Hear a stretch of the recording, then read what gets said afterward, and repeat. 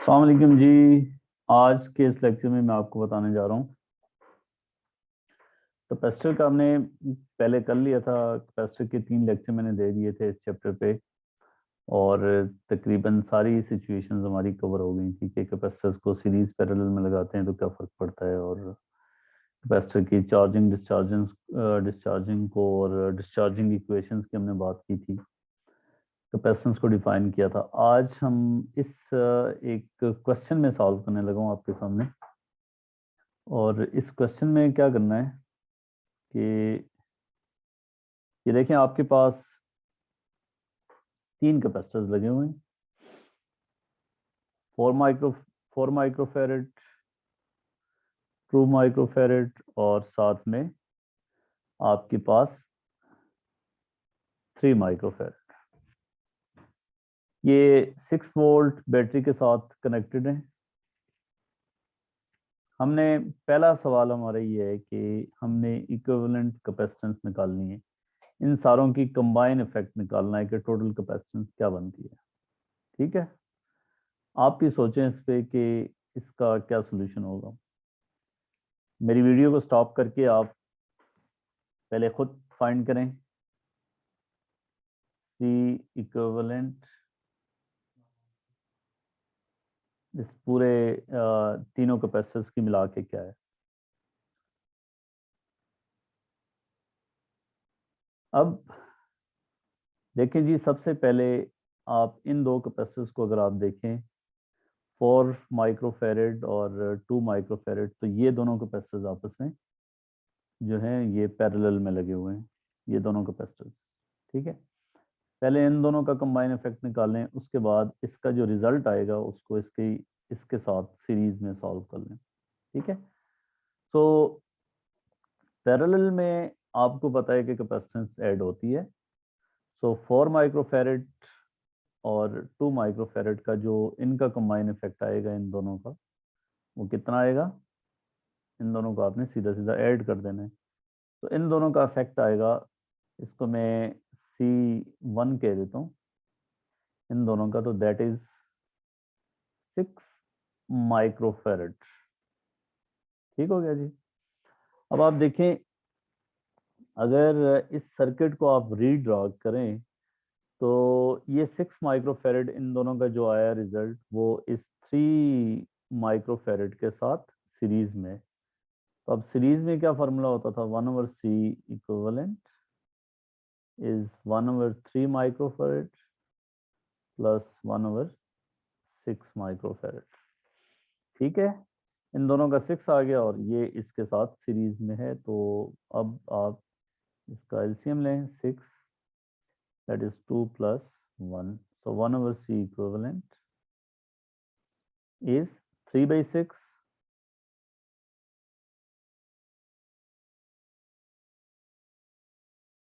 और इसको रेसिप्रोकल करेंगे तो आपके पास C इक्विवेलेंट को अगर आप सब्जेक्ट बनाएंगे तो ये बन जाएगी 6/3 विच इज 2 माइक्रोफेरेड। अच्छा, अब आप सोच रहे होंगे कि मैंने माइक्रोफेरेड में ही इसका आंसर निकाल दिया और मैंने कन्वर्ट नहीं किया फेरेड में।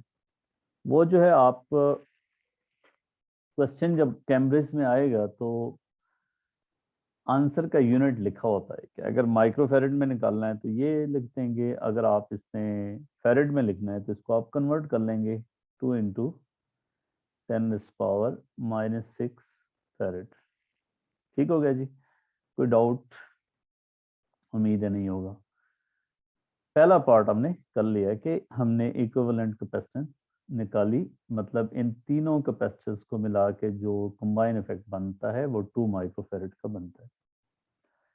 दूसरा सवाल इसमें मेरा आपसे ये है, सेकंड पार्ट, कि हर कैपेसिटर के अक्रॉस चार्ज निकालना है अपने, चार्ज अक्रॉस ईच कैपेसिटर।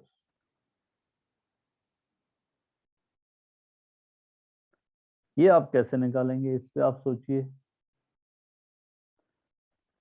देखें जी, इसको सॉल्व करने के लिए आप पहले तो निकालें total charge by the battery, ठीक है। और टोटल चार्ज क्या होता है, आपको पता है कि Q is equal to CV।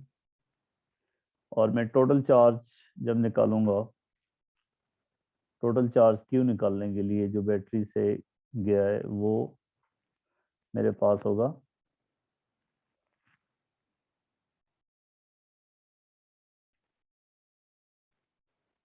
अब C इक्विवेलेंट कैपेसिटेंस यूज करूंगा और वोल्टेज जो है वो बैटरी की यूज करूंगा।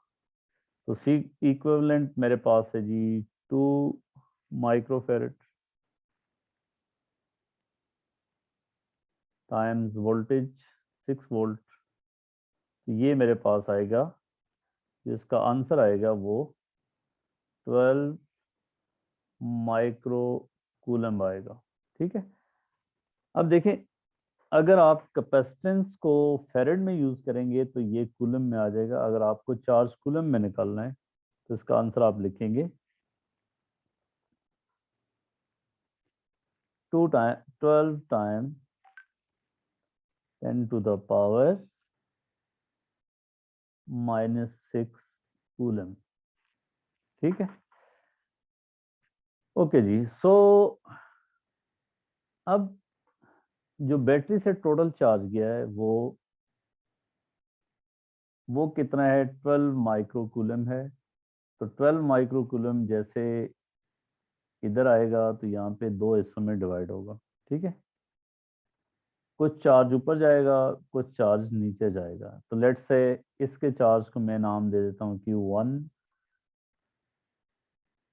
और इसकी एक प्लेट का जो चार्ज होगा उसको Q2 का नाम दे देता हूँ। इसकी एक प्लेट का जो चार्ज होगा उसको Q3 का नाम दे देता हूँ, ठीक है। जैसा कि मैंने आपको बताया कि यहाँ इस पॉइंट पे आके चार्ज डिवाइड होगा, 2 हिस्सों में जाएगा। कुछ चार्ज इधर जाएगा, कुछ चार्ज इधर जाएगा। और यहाँ पे आप देखें तो यहाँ minus negative charge in plates पे होगा, पॉजिटिव चार्ज इधर होगा, और यहाँ पे भी पॉजिटिव चार्ज। वही चार्ज यहाँ से इलेक्ट्रॉन्स की मूवमेंट मैंने पहले डिस्कशन में कराई है। इधर वही टोटल चार्ज आएगा जो बैटरी से निकला था।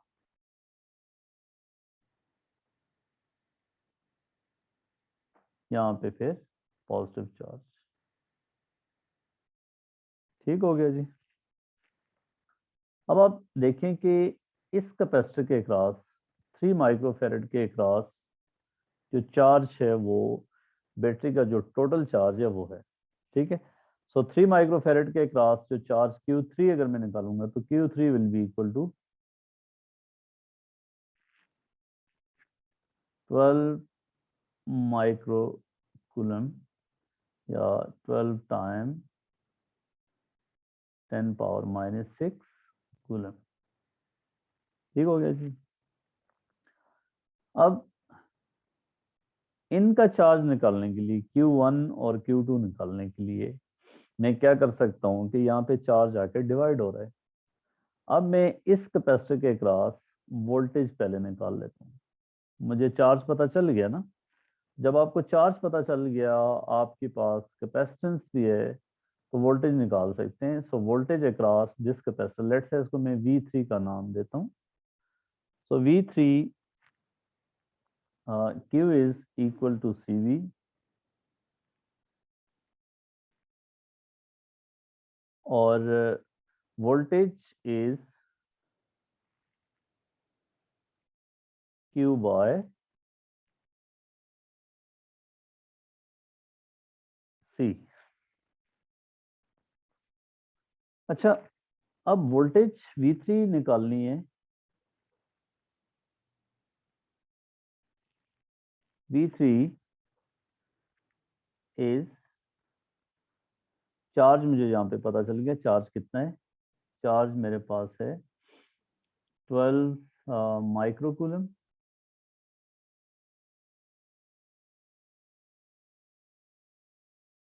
12 माइक्रोकूलम डिवाइडेड बाय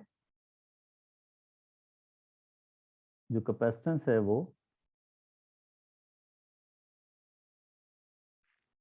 3 माइक्रोफैराड।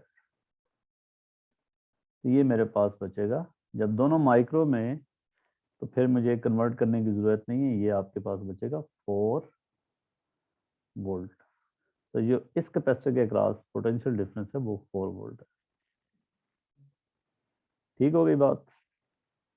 अब मैं क्या करूँगा, मुझे टोटल बैटरी की ईएमएफ पता है 6 वोल्ट है, और अगर 4 वोल्ट इस कैपेसिटर के अक्रॉस है तो बाकी पोटेंशियल डिफरेंस जो इन दोनों कैपेसिटर के अक्रॉस होगा वो होगा 2 वोल्ट। ठीक है जी, यहाँ पे 2 वोल्ट हो गया। अब मुझे कैपेसिटेंस की वैल्यू भी पता है और पोटेंशियल डिफरेंस भी पता चल गया। तो मैं चार्ज अगर Q1 निकालना चाह रहा हूँ तो मेरे पास क्या होगा, Q1 is equal to CV, और कैपेसिटेंस इसकी है जी 4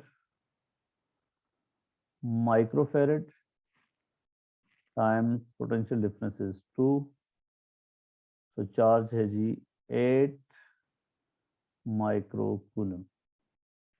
ठीक है, अब देखें इस ऊपर इसके क्रॉस जो चार्ज है ये 8 माइक्रोकूलम आ गया आपके पास।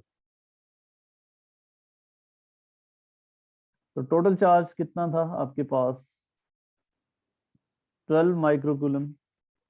ठीक है, तो यहाँ से जो 12 माइक्रोकूलम आया, तो अब चार्ज डिवीजन से आप इस 12 से माइनस करके इस ऊपर वाले चार्ज को तो इसके क्रॉस निकाल सकते हैं। तो बाकी इसके क्रॉस जो चार्ज आया वो 4 माइक्रोकूलम आया। इस तरीके से भी आप निकाल सकते हैं, या Q2 is equal to CV, मतलब C2, दैट इज इसकी कैपेसिटेंस है 2 माइक्रोफैरेड,